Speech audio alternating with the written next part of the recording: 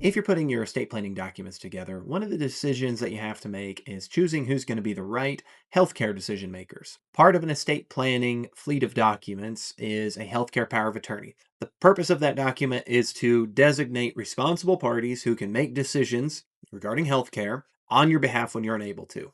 Now, when you're alive and well and you can communicate your own decisions, you will be your healthcare decision maker. But you need to put in writing about who those next backup decision makers are in order for hospitals and healthcare institutions to know who you legally want to be making the call after that. And so, with that, I want to give you some of the guide points that I give to my clients if the healthcare decision maker isn't clear. Usually, I want to see that good healthcare decision maker is going to fulfill a few requirements. One is that they are competent to serve, they have enough wherewithal to navigate decisions like when to pull the plug, how to help you with your current health needs, and sometimes it may involve when you might need full term care, long term care, if you have an emergency, whether or not you need to go to the hospital. So, a level of savvy in the healthcare industry is very helpful. But even if they don't have that, if they know how to ask questions, that they're going to know when to talk to a doctor or a consultant, when to get help from a pharmacist about prescription drugs, that knowing when to obtain help when they don't have the answer is a very important criteria. The other thing is about implementing your wishes. And I think this one's really important for healthcare decisions because of the types of decisions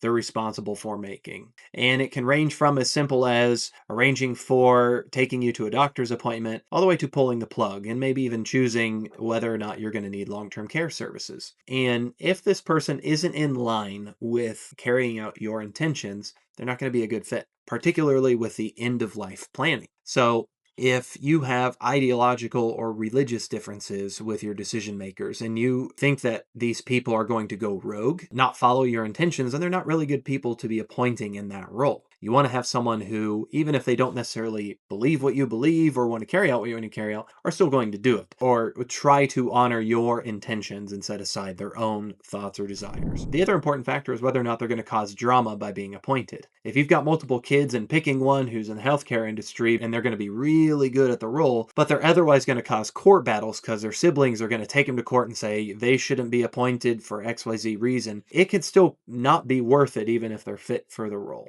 So if it's going to create problems within the family, it may be worth looking into an alternative. And if you are looking for someone to serve in that role, and maybe that eliminates everyone you know, it's still possible to hire professional decision makers. It's a little bit harder on the healthcare side about who can serve on a professional side, but it still is available and might be a good idea in some scenarios where there truly is no trusted friends or loved ones who can carry this responsibility or that you would want to have that responsibility. If you're looking to put together a plan where you implement a smooth transition with the right decision makers in place, give us a call. That's what we do every day.